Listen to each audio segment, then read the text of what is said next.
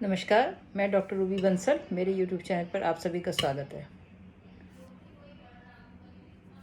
कुछ दिनों से कई सारे पेशेंट्स अप्रोच कर रहे हैं। कॉन्डम फट गया during sexual intercourse. So question ये है कि कॉन्डम फटता क्यों है? क्या कॉन्डम 100% सिक्योर है? क्या सेक्सुअल ट्रांसमिशन जो HIV का होता है अगर कॉन्डम यूज़ किया जाए तो नहीं होता है? और फटने के क्या कारण हैं? तो स्पेशली जितने भी लोग आए सबसे मैंने पूछा कि क्या कारण रहे होंगे। अगर हम जो है उनकी सबकी बातों को ध्यान से सुने और समझें तो कॉन्डम फटने के कारण आपको पता चल जाएंगे। सबसे पहला जो बात है वो है कि कोई भी चीज़ 100% सिक्योर नहीं है एक्सेप्ट द एब्स्टिनेंस। एब्स्टिनेंस मतलब अगर आप सेक्सुअल कांटेक्ट कर ही नहीं रहे हैं तो कॉन्डम काफ़ी हद तक जो है सेक्सुअल ट्रांसमिशन को बचाता है, परंतु उसका सही यूज़ होना बहुत ज़रूरी है। अगर कॉन्डम को सबसे पहली चीज़ है कि कॉन्डम की एक्सपायरी, अगर कॉन्डम एक्सपायर्ड है, अगर कॉन्डम आपने पॉकेट में क्रश करके या पर्स के अंदर रखा हुआ है और जो कि बहुत समय धूप के साथ एक्सपोजर में रहता है या मुड़ जाता है और डैमेज हो जाता है, तो उसके डैमेज होने के कारण हो सकते हैं।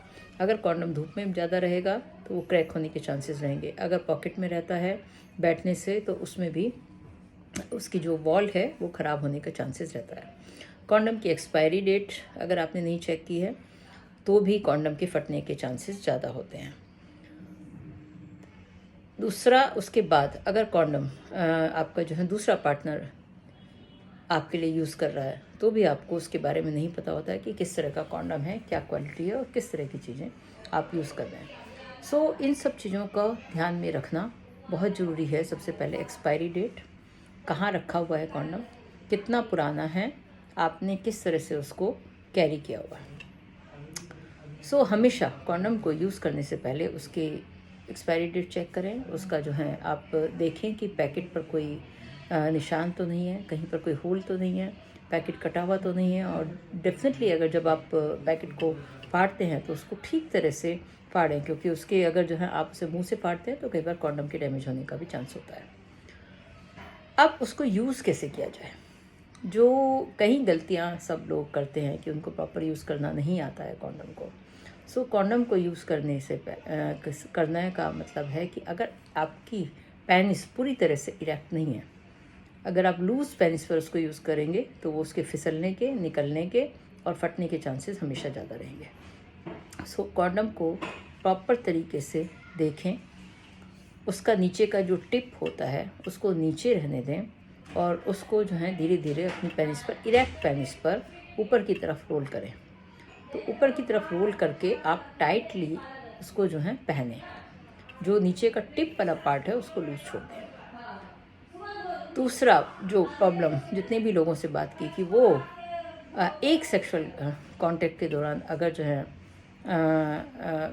वो वेजाइना से बाहर आ जाते हैं और उसके बाद दोबारा से पेनिस इरेक्ट होती है तो सेम कॉन्डम को यूज़ करते हैं। ऐसा नहीं करना है। अगर आपके एक ही बार में कई सेक्सुअल एनकाउंटर हैं तो आपको हर बार अपना कॉन्डम को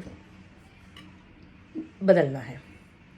या आप बहुत बार पेनिस और वेजाइना को अंदर या बाहर कर रहे हैं तो उस बीच में अगर आपको कॉन्डम जो है, अगर आपको जो है कहीं भी लगता है तो उसके फिसलने के, निकलने के चांसेस ज़्यादा होते हैं।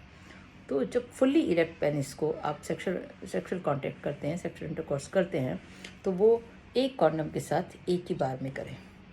और जब आप उसको बाहर निकाल रहे हैं तो ऊपर का जो पार्ट है आपका पेनिस का, जहाँ पर कॉन्डम है, उसको अपने हाथ से थोड़ा पकड़ कर तब बाहर निकालें।